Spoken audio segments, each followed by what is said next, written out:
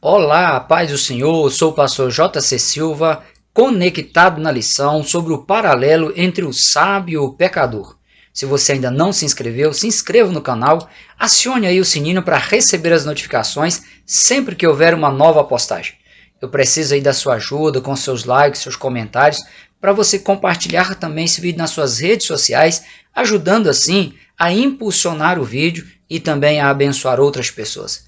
Diga de qual cidade você está conectado na lição. O versículo do dia está no livro do profeta Malaquias, capítulo 3, versículo 18. Então vereis outra vez a diferença entre o justo e o ímpio, entre o que serve a Deus e o que não serve. Na verdade aplicado, o pastor César Rosa, comentarista da lição, ele alerta que o caminho do sábio é na vontade de Deus, enquanto que o caminho do ímpio está nos seus desejos. O texto de referência está em Eclesiastes, número 9, versos 1 a 3. Nesse texto, Salomão, apesar de dizer que tudo o que acontece da mesma forma tanto ao justo quanto ao ímpio, ele reconhece no verso 1 que os justos, os sábios e também as suas obras estão nas mãos de Deus. Essa declaração por si só equivale a dizer que os ímpios estão em uma posição totalmente desfavorável diante de Deus. Por isso, nós vamos analisar hoje aqui esse paralelo entre o sábio, o justo e o ímpio para mostrar onde está realmente a diferença. Quanto à forma que está colocada a temática da reflexão de hoje, o paralelo entre o sábio e o pecador, considerando que todo ser humano diante de Deus ele é um pecador, penso ser melhor colocar que hoje nós vamos fazer aqui uma análise sobre o paralelo existente entre o sábio e o tolo, pois essa é a condição do ser humano diante de Deus. Ou ele se mostra sábio e se ajusta à vontade de Deus, ou ele se mostra tolo e continua vivendo e vivenciando a prática do pecado cada vez mais distante de Deus. Todas as atitudes das pessoas são resultado de suas próprias escolhas, por isso cada pessoa inevitavelmente terá que arcar com as suas consequências. A diferença é que as atitudes de uma pessoa sábia geram efeitos positivos para a pessoa e para todos à sua volta. Isto porque a vida da pessoa sábia ela é pautada pela diretriz do Espírito Santo, pela palavra de Deus. Já o estilo de vida de uma pessoa tola, de uma pessoa ímpia, de uma pessoa que prefere viver de acordo com os ditames mundanos ou de suas próprias invenções, fará que a pessoa e seus aliados vá de mal a pior, enganando e sendo enganadas. A vida do sábio ela é pautada por crenças funcionais em conformidade com as escrituras sagradas, como também pelos valores morais e éticos instituídos e sustentados pelo próprio Deus. Sua preocupação na busca por qualidade de vida física, emocional e espiritual leva a pessoa a pensar a longo prazo e, por isso, a pessoa prefere tomar decisões saudáveis e sustentáveis no seu relacionamento com Deus e também com as pessoas com quem convive. Seu estilo de vida reflete uma vida cheia do Espírito Santo e sob a sua direção. É como a luz da aurora. Essa é a definição que Salomão dá à vereda do justo em Provérbios número 4, verso 18. Ou seja, a vereda do justo, a vereda do sábio, se desenvolve de uma maneira progressiva e nunca de uma forma de repente ou inesperada. A partir do momento em que a pessoa ela passa a ter conhecimento quanto à vontade de Deus para a sua vida física, social, material e espiritual, como também para o seu destino eterno, a pessoa ela passa por um processo de adaptação à vontade de Deus e ao se ajustar à vontade de Deus, a cada dia o cristão ele melhora na sua forma como toma suas decisões e como se relaciona com o mundo à sua volta, como renuncia aos prazeres hedonistas, imorais e ímpios, antes estimulados pela concupiscência da carne, pelo desejo desmoderado e exacerbado na área sexual e material, que impedia a pessoa no seu desenvolvimento espiritual, na sua respectiva aproximação de Deus e levava a pessoa a tomar decisões tolas, comuns às pessoas que vivem na prática do pecado. Assim como a luz da aurora, a evolução no processo de busca pela sabedoria divina avança até chegar ao ponto de não restar dúvidas quanto às crenças positivas e construtivas internalizadas pela pessoa, quanto às suas preferências pessoais e quanto à sua disposição em manter a sua comunhão com Deus como sendo algo inegociável.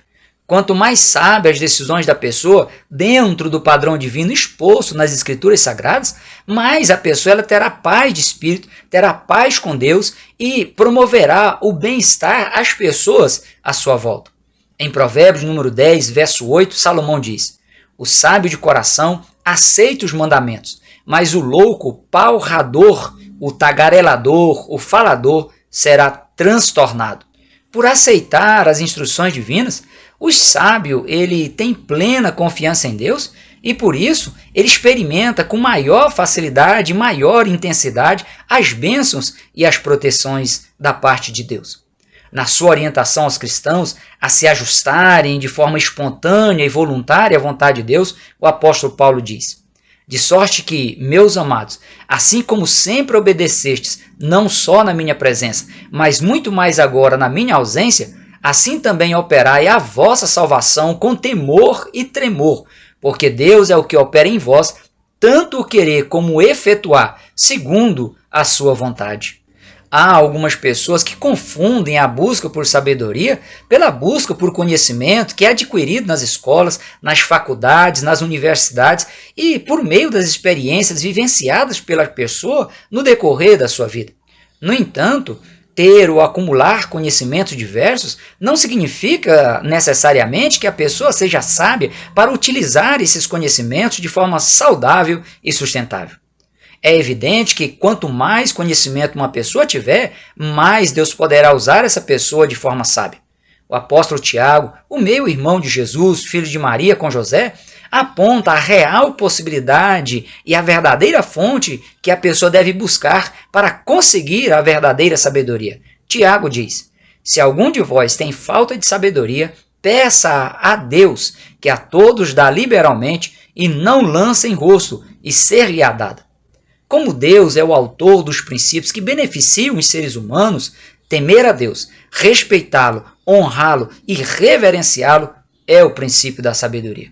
Uma pessoa pode e deve respeitar, honrar e reverenciar outras autoridades na esfera humana e até mesmo aos anjos de Deus. No entanto, somente quando esse tipo de sentimento é direcionado a Deus, que resulta na sabedoria divina, atuando na pessoa, habilitando a pessoa a tomar decisões sábias, consistentes, duradouras e, por isso, geradoras de glória ao nome de Deus.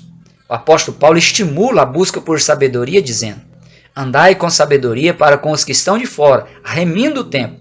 A vossa palavra seja sempre agradável, temperada com sal, para que saibais como vos convém responder a cada um.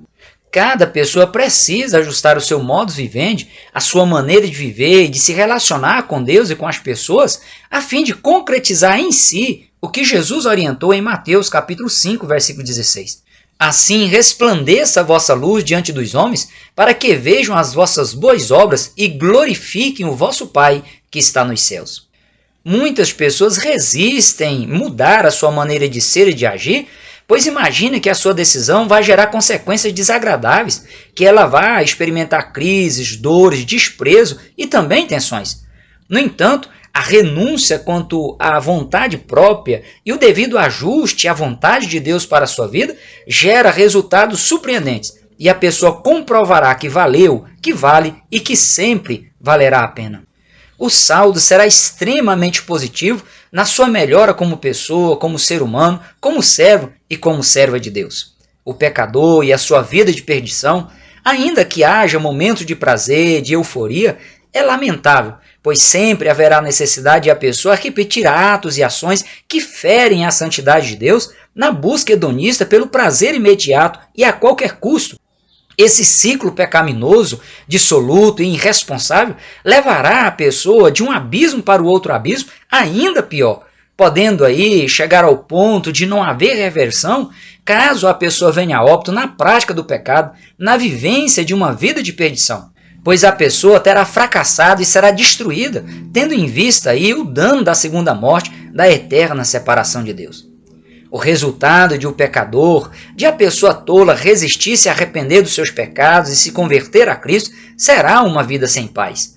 Por meio do profeta Isaías, Deus é enfático em afirmar que os ímpios não têm paz, diz o Senhor. E a ausência de paz de espírito, de paz para com Deus e com as pessoas com quem a pessoa convive, é fruto das próprias escolhas pessoais tomada de forma tola, fora da vontade de Deus. Além disso, uma pessoa sem paz, inevitavelmente, ela não conseguirá dormir direito, cairá em depressão, terá distúrbios psicológicos, terá afetada e elevada a sua baixa autoestima, será acometida de doenças psicossomáticas por vezes incuráveis e que podem levar a pessoa a vir a óbito de forma prematura. Nem mesmo as amizades, a prosperidade material com um acúmulo de riqueza, os prazeres efêmeros e por isso passageiros, nem mesmo isso é capaz de proporcionar a verdadeira paz que o ser humano precisa desfrutar. Pois a verdadeira paz só se encontra e se desfruta na pessoa que estiver e permanecer em Cristo Jesus. O apóstolo Paulo, ele adverte que todos pecaram e destituídos estão da glória de Deus. O salário do pecado é a morte, mas o dom gratuito de Deus é a vida eterna por Cristo Jesus, nosso Senhor. Portanto, a toda a humanidade, Deus ele estendeu o seu imensurável amor ágape e oferece o seu perdão. Oferece dignidade de vida com qualidade e de forma sustentável para que a pessoa evite viver uma eternidade sem Deus. Isto porque, caso a pessoa persista em viver de forma tola, a caminho da perdição, ela não apenas morrerá fisicamente de forma precoce, mas terá como fruto de suas decisões tolas em vida, terá que experimentar a dor da morte eterna, que é o pior de todos os castigos que uma pessoa poderá vir a sofrer.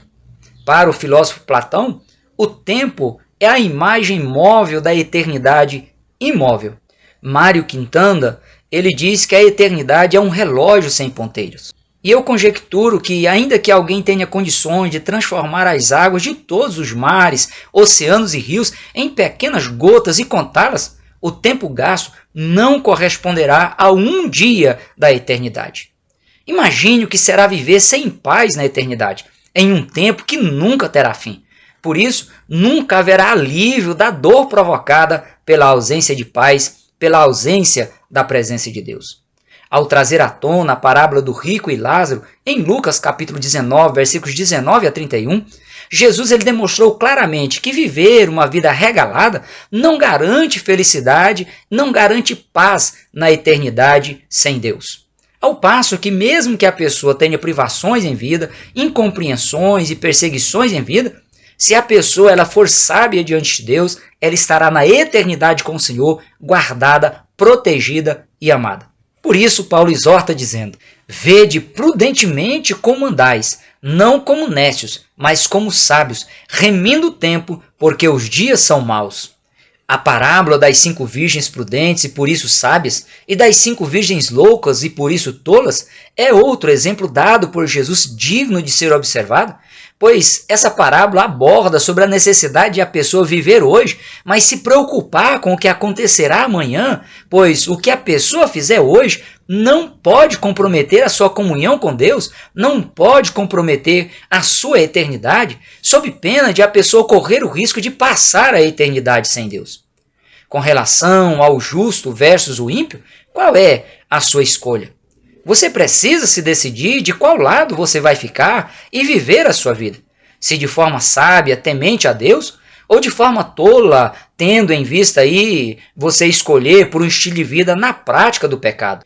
Dentro da abordagem que Salomão fez de que tudo o que ocorre, ocorre igualmente a todas as pessoas, tanto as justas quanto as ímpias, de forma antecipada, Salomão ele destaca a posição privilegiada dos justos, das pessoas sábias diante de Deus, comprovando que o que vai fazer a diferença são as escolhas que cada pessoa fizer e a sua maneira de viver a vida. Pelo fato de o ser humano carregar em si a natureza humana tendente ao pecado, o homem, o ser humano, ele é cheio de maldades. Essa característica ela foi herdada de Adão e desde os primórdios da humanidade, essa característica tem atrapalhado o ser humano, evitando que ele desfrute do melhor de Deus para a sua vida, chegando a ocasionar quase que a destruição total da humanidade com o dilúvio, época na qual Deus ele preservou apenas Noé com a sua família e as esposas dos seus filhos. De acordo com Jesus, do coração humano procedem os maus pensamentos, mortes, adultérios, prostituição, furtos, falsos testemunhos e blasfêmias. Jesus ele chegou a afirmar que não apenas o adultério público ele deve ser eliminado da vida da pessoa, mas também o adultério que é consumado na mente da pessoa por meio da estimulação do seu desejo imoral. A única maneira de se livrar do domínio da natureza humana tendente ao pecado é por meio do sangue de Jesus que foi derramado na cruz do Calvário. Somente em Cristo o ser humano pode viver livre da prática do pecado e dos impulsos da carne, do domínio da natureza humana tendente ao pecado, ao tomar a sábia decisão de aceitar e viver a vontade de Deus para a sua vida. Como bem afirma o apóstolo Paulo, de fato, se alguém está em Cristo, nova criatura é. As coisas velhas já passaram, e eis que tudo se fez novo. A comprovação fática de que uma pessoa de fato se deixou ser transformada em uma nova criatura se dá pela prática de vida impregnada pela ética do reino de Deus, de forma que a pessoa ela filtra o que os seus olhos veem e o que os seus ouvidos ouvem, evitando assim quebrar os princípios morais e éticos instituídos e sustentados pelo próprio Deus. A aproximação do ser humano com Deus é o melhor antídoto contra as maldades do coração humano, contra o domínio da natureza humana tendente ao pecado. O apóstolo Tiago recomenda dizendo: sujeitai-vos, pois, a Deus, resisti ao diabo, e ele fugirá de vós. Chegai-vos a Deus, e ele se chegará a vós. Limpai as mãos, pecadores, e vós de duplo ânimo purificai o coração. Senti as vossas misérias e lamentai e chorai. Converta-se o vosso riso em pranto e o vosso gozo em tristeza. Humilhai-vos perante o Senhor e ele vos exaltará. Outro detalhe aqui interessante que o pastor César Rosa destaca em seus comentários é que existem desvarros no coração humano, que são aí atos de loucura, de delírio, de alucinações, de desacertos, de desatinos e de extravagâncias relacionadas às inclinações da natureza humana tendente ao pecado, quanto à violência, à corrupção e à imoralidade. Essas questões que comprometem o estilo de vida cristã e levam a pessoa a vivenciar um estilo de vida tola, ímpia, imoral, com as terríveis consequências futuras, frutos de suas próprias escolhas. Salomão afirma em suas observações sobre a vida humana que ele chegou à conclusão de que Deus fez ao homem reto, mas ele buscou muitas invenções. A engenhosidade humana fora da orientação divina leva o ser humano a tomar decisões tolas, a se envolver com a prática da corrupção e da imoralidade, a querer fazer justiça com as próprias mãos, a efetivar atos de injustiças nos seus relacionamentos, nas suas decisões do dia a dia, a afastar a pessoa da comunhão com Jesus. Quando Jesus disse: se alguém quiser vir após mim, negue-se a si mesmo e tome cada dia a sua cruz e siga-me, Jesus ele deixou claro aqui a necessidade de o cristão diariamente ele se vê crucificado com Cristo na cruz, se vê com a natureza humana crucificada, não dominando, mas presa, crucificada na cruz. Isto porque cruz é símbolo de morte. E infelizmente muitos pseudos cristãos vivem com a natureza humana tendente ao pecado solta, livre para dominar e para escravizar suas vidas pela prática do pecado. Na sequência de sua declaração em Mateus capítulo 16, Jesus ele foi além e disse que aquele que quiser salvar a sua vida, perdê-la. E quem perder a sua vida por amor de mim, disse Jesus, achá-la. Pois que aproveita o homem ganhar o mundo inteiro se perder a sua alma? Ou o que dará o homem em recompensa da sua alma? Quando Salomão disse, voltei-me e vi debaixo do sol que não é dos ligeiros a carreira, nem dos valentes a peleja, nem tampouco dos sábios o pão, nem ainda dos prudentes a riqueza, nem dos inteligentes o favor, mas que o tempo e a sorte pertencem a todos, Salomão ele estava deixando claro que todos igualmente têm oportunidade de tomar decisões sábias, de se ajustar à vontade de Deus para agir de forma justa e ser colocado nas mãos de Deus, protegido, guardado e amparado. Como também, todos igualmente têm oportunidade de fazer escolhas, de tomar decisões tolas, de deixar de fazer o bem e praticar o que é mal aos olhos de Deus, ferindo assim a santidade de Deus. O meu desejo e a minha oração é para que cada cristão aproveite o tempo, aproveite a sorte e a oportunidade dada por Deus para viver de forma sábia dentro do padrão bíblico cristão, conectado com Deus para construir uma vida sólida, não só aqui na terra, mas também na eternidade. Reflita a respeito do que você teve e está tendo a oportunidade de ouvir aqui. Procure identificar seus objetivos de vida e ajustá-los à vontade de Deus. Pese os prós e os contras do que Deus propõe para você nesta vida e também na eternidade. Delimite tempo para a tomada de decisões, ciente de que amanhã não será mais fácil iniciar a trajetória de uma vida sábia, portanto, o melhor momento é agora. Pondere as consequências, tanto no que se refere ao estilo de vida sábia, como quanto às consequências inevitáveis de se viver uma vida tola. Reveja seus valores, suas crenças, tidas por você como verdades absolutas. Que o Espírito Santo de Deus te conduza nesse processo em busca de uma vida sábia, livre de todas as tragédias, consequências de uma vida tola na prática do pecado. Por hoje nós ficamos por aqui. Até o próximo encontro, se Deus quiser. Prossiga na paz do Senhor.